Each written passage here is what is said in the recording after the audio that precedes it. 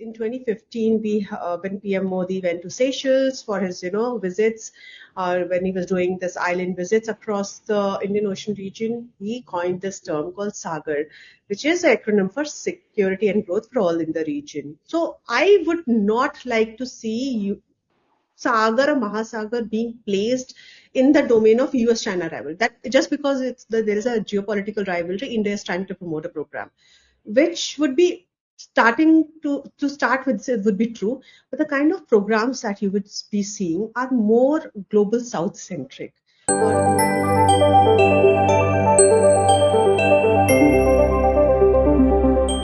Greeting listeners and welcome to our podcast series on Reimagining the Bay of Bengal, presented by Asian Confluence, and I'm your host Neeraj. And today we are breaking down one of the India's most important recent maritime policy initiatives and its relevance to the Bay of Bengal. Asian Confluence has established the Center of Bay of Bengal Studies in Shillong to promote research, dialogue, and collaboration on the region's shared future. So, in this particular episode, we are exploring the Mahasagar policy framework, breaking down India's maritime cooperation policy. So, as always, we'll unpack this through 5 thought-provoking questions designed to spark clarity and inspire conversation. And today we are very lucky that we are joined by Professor Dr. Pooja Bhatt, who is an Associate Professor and Associate Dean at OP Jindal Global University. She is also a Director of Pankaj Kumar Jha Center for Security Studies. Previously, she has served as a consultant with the Policy Planning and Research Division at Ministry of External Affairs and taught at the School of Defence and Strategic Studies, Rashtriya Raksha University.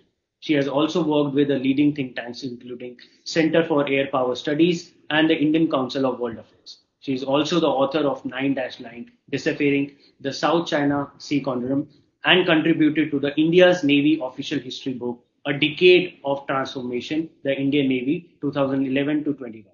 Her research focuses on maritime security, Indo-Pacific, and Asia security architecture. Dr. Pooja, it's an honor to have you with us. Thank you so much, Neeraj, for having me, and I'm looking forward to this discussion on Sagar, Mahasagar, and maritime security. Thank you. Thank you, Dr. Pooja. So let's start with the basics for our listener. And to my first question to you is that what is the core idea behind India's Mahasagar vision and how does it differ from earlier policy framework such as Sagar? Over to you. Okay. To start with, I think it's a very good question to have this conceptual clarity between these two, Sagar and Mahasagar, both of which are acronyms basically. And it's better that I start with Sagar because it started the entire idea of India's maritime approach, which was very first time after so many decades we shifted our approach from the territorial region to the maritime domain. And therefore, after in 2015, when PM Modi went to Seychelles for his visits, when he was doing this island visits across the Indian Ocean region, he coined this term called SAGAR, which is an acronym for Security and Growth for All in the region. We all know. But Sagar in Hindi also means, Sagar is a Hindi term for ocean basically. So what he tried to do with this was firstly try to project that India wants to partner with a lot of neighboring countries, especially the our immediate maritime neighbors who were largely neglected for the last long time, like Sri Lanka, Seychelles, Maldives, and wanted to connect back with them on the very historical, cultural association. While doing that, he also understood that there are some commonalities in our maritime interest, which these island countries also share. And these become a very good reason for countries to work together, right? In terms of resources, in terms of interest and approaches. So therefore, the Sagar initially was very, very narrow in its approach in terms of very Indian Ocean centric. Firstly, the scope of the place. And then the issues were very, very relevant in terms of your bilateral connections like capacity building programs or connectivity projects or HADR, humanitarian disaster resilience projects. So this is what was starting. And therefore, security of growth was the idea that we countries of Indian Ocean region will work together for secure and prosperous Indian Ocean region. And whatever is required for that, whether you require HADR, whether you require diplomacy, whether you require maritime domain awareness, where you sorry, you require infrastructure and connectivity, which whatever is required. So it started with that. Fast forward to 2025, and we also had certain successes within Sagar, which we can discuss later. And 2025 again, PM Modi and his next term visited Seychelles and other island ocean countries. By then, Sagar were more or less very well accepted by the regional countries, of very positively taken. So it was a good organic growth from Sagar to Mahasagar, where you're not only broadening your scope in terms of your geographical area from Indian Ocean to extending to larger Indo-Pacific and global South, but also the deepening of issues also happened at the same time. So it was an organic growth from Sagar to Mahasagar. Mahasagar, again, an acronym for mutual and holistic advancement for security and growth across the regions. And then this entire idea actually included more holistic agenda, maritime agenda. So you have new issues like trade, blue economy projects, green growth and development, ocean blue economy projects, and also in the entire connectivity partnerships, we also had the digital angle added to it, which because India was wanted to offer more digital offerings, which it had to the neighboring country. So I think that is the kind of not, I would not call it differentiation. I would call the broadening and deepening of its engagement in terms of geographical scope, in terms of its objectives, in terms of its role and identity of the country. So initial idea of net security provider, which was India's own initial idea, shifted its role to become a preferred security partner in the global south. So I think that is how I would see the entire transition from Sagar to Mahasagar. So that's a very clear distinction, and it really shows that how India's maritime thinking has actually evolved from Sagar to Mahasagar. Now coming to the question of Bay of Bengal, because we know that it's a key theater for India's maritime engagement. So my question to you is that how does Mahasagar influence India's engagement in Bay of Bengal region, both bilaterally and through regional platforms such as BIMSTEC? What's your take on it?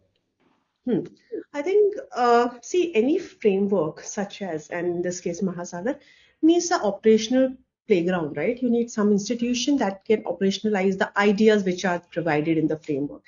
In this case, BIMSTEC provides that platform for various reasons. First of all, it has the kind of membership it has for the regional countries, all of which have their connectivity going on through Bay of Bengal area. So that is one thing, that these countries are already connected and cooperating at an institutional level. So your mechanisms are in place. Second, the range of cooperation, the pillars of cooperation, which is envisioned under Mahasagar, is already there under BIMSTEC. So you already have, on one hand, you have a framework where you have certain ideas, and on the other hand, you have an institution where those pillars are already there. So what you're doing here is just marrying them to both in order to institutionalize the entire framework. And therefore, BIMSTEC provides this excellent platform of converting these ideas and frameworks into action. And recently, in 2025, we have this IORA BIMSTEC MOU also signed, which again expanded the role of BIMSTEC into the Indian Ocean region also. So you're not just located in the Bay of Bengal and Bay of Bengal countries, but you're also taking some of those ideas of blue economy, ocean governance, maritime domain awareness, fisheries management. All these sustainable development projects are actually now aligning from Bay of Bengal, Indian Ocean, and wider. In this regard, I would want to add that while these areas we have these institutional frameworks ready, what we need to further deepen right now is to go through that using theme-wise cooperation between the countries, because not all the countries will have the similar areas of concern. So in order to do that, recently we have seen that there are very theme-based conferences happening at BIMSTEC level that wishes to take the idea of Mahasagar ahead. And I think it's a very good way of talking to country on, rather than the entire framework of BIMSTEC or entire framework of Mahasagar, take theme wise where certain group of countries would be. It would be like a minilateral kind of operation where the countries with a like-minded, approach can come together on certain themes and work together.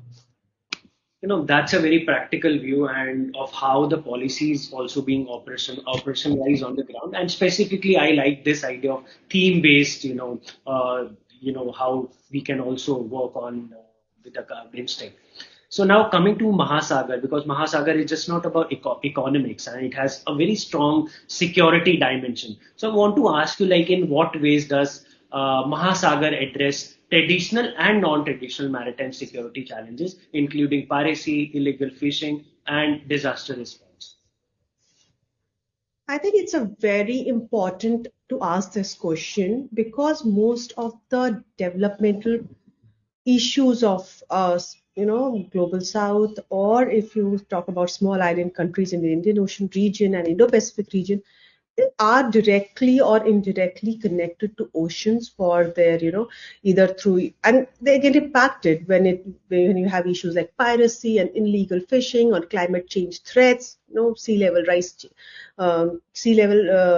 rising. So all these are very existential threat for the countries of the global south, which are coastal countries, most of them, or a small island country. So in order to do, to protect yourself, I think rather than first looking at very state-centric security, I think these island countries, if you talk to them, each of the one of them, for them, these non-traditional security are the primary existential issue. And therefore, when Mahasagar talks about, maritime security, is actually starts from information sharing and surveillance, which is very necessary to combat these non-traditional threats, where they talk about piracy, illegal fishing, maritime crimes, the crimes at sea, illegal migration at sea, human migration, trafficking, call it. And all these issues are such which are transnational, open out at sea. None of the global south countries have, the resources to tackle these alone. Even if they have the will, they're not very strong institutionally, or they do not have enough wherewithals in terms of their, navies or, maritime law enforcement agencies. And that makes it a very crucial area for the countries of global south to cooperate. Here, Mahasagar can play a very big role. That bringing those countries, and I think a lot of countries are already on board on these areas with India. That through Mahasagar, we can promote that kind of information sharing, surveillance exercises, giving them capacity building, capability enhancement, training to these countries, joint collaborations on doing. Indian Ocean is huge, and Indo-Pacific is even bigger. So I think that is the cooperation is the only way to go about it. Now coming to the traditional areas of security, and we have seen the extra regional presence, naval presence in the region, uh, which again no single country can control of its own. And we are just not talking about the warships. We are also talking about the submarine cables, the autonomous underwater systems, new surveillance vessels like research vessels and such. So there are a plethora of issues which are now adding up to your traditional security threats. Again, this cannot be tackled by any single country alone. So you need that kind of cooperation. And the level of coordination, cooperation, information sharing, trust building, interoperability, which is required to achieve that kind of security from traditional threats, it's at another level. It requires another level of trust and cooperation between the naval, military officers of different countries, and that therefore you require those kind of naval exercises, joint patrolling, and all that. So build that kind of interoperability. So Mahasagar can contribute both in non-traditional as well as traditional security at varying, varying levels and through different approaches. So that's a very insightful and a very comprehensive approach because covering both hard and security, soft security threats, it's a very important in this contemporary time. So now coming to the implementation part, because you know that policy is one thing, but implementation is another. So I want to ask you, like, what are the key challenges in, operationalizing Mahasagar both domestically and in coordination with the regional partners? I I would not see it as a challenge presently, but it's just as you organically grow from ideas to execution, there are teething problems in any idea or any framework. So I think this is a very good time to look at those teething problems and how to get rid of them or overcome them. First of all, the communication of Mahasagar initiative to our larger Indo-Pacific partners.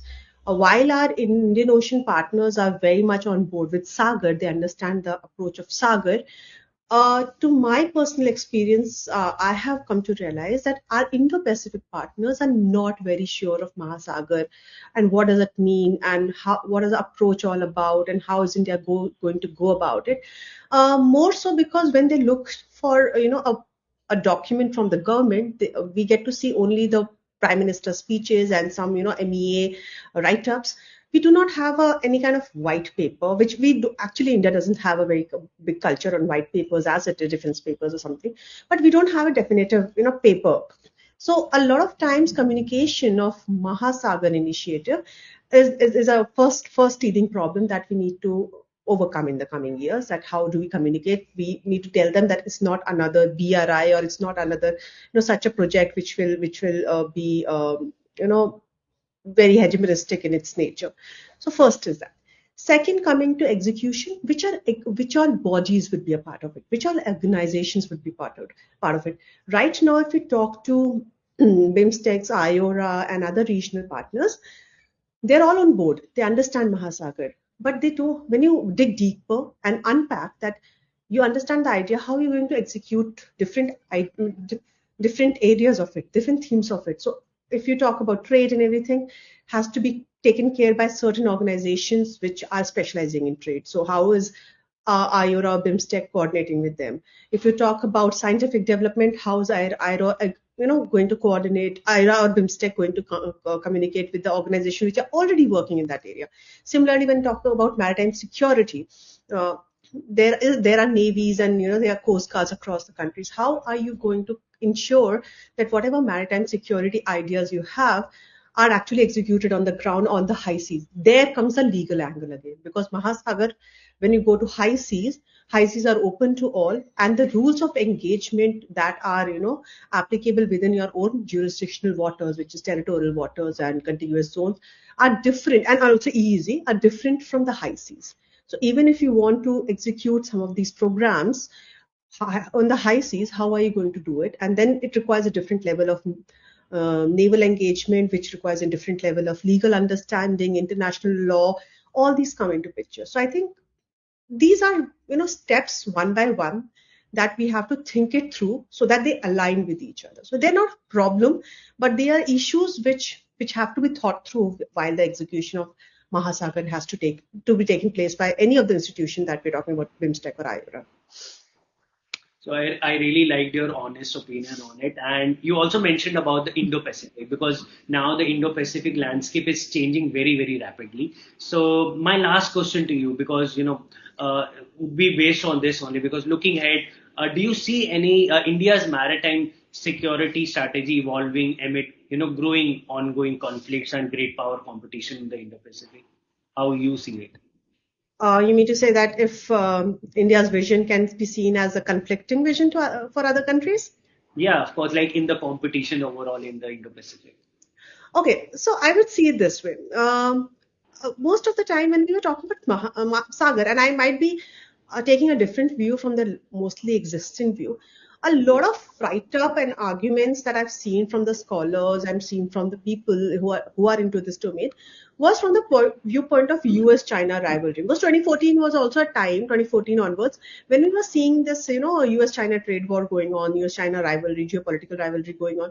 So everyone started placing, and it's a viewpoint again. So the viewpoint that everyone was trying to give was because there is a US-China rivalry, India is trying to hedge, India is trying to promote its own vision to not take sides from either of the great powers, and it is India's response to great power rivalry by having its own power and all that.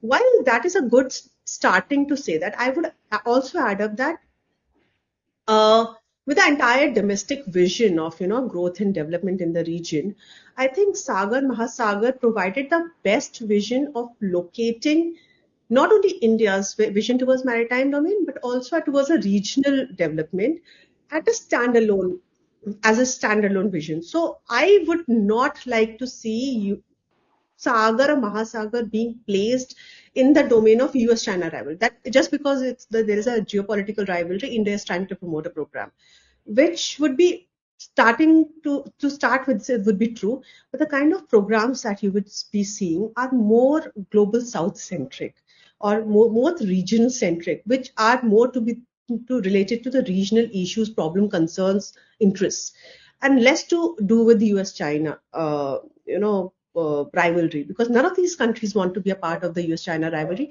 They want an alternate system where they don't. Most of these countries don't want to side with any of the global superpowers because they can't afford to get sucked into the US-China rivalry. Therefore, I think India by this is also providing them an alternate way of acquiring, achieving their own domestic needs or aspirations or foreign policy aspirations through an alternate way of development. So to me, I even if Sagar is largely maybe a starting point at US-China rivalry, I think we have evolved much ahead to see it as a standalone regional policy initiated by India and well accepted, because India has been very well accepted since the times of NAM and non-aligned movement onwards, as a very proactive, docile power which is trying to do developmental projects in the region without hegemonistic tendencies. And I think that um position of India in the region, which most of the countries accept, is very helpful in promoting Sagar Mahasagar initiative in the region. I would like to see it that way.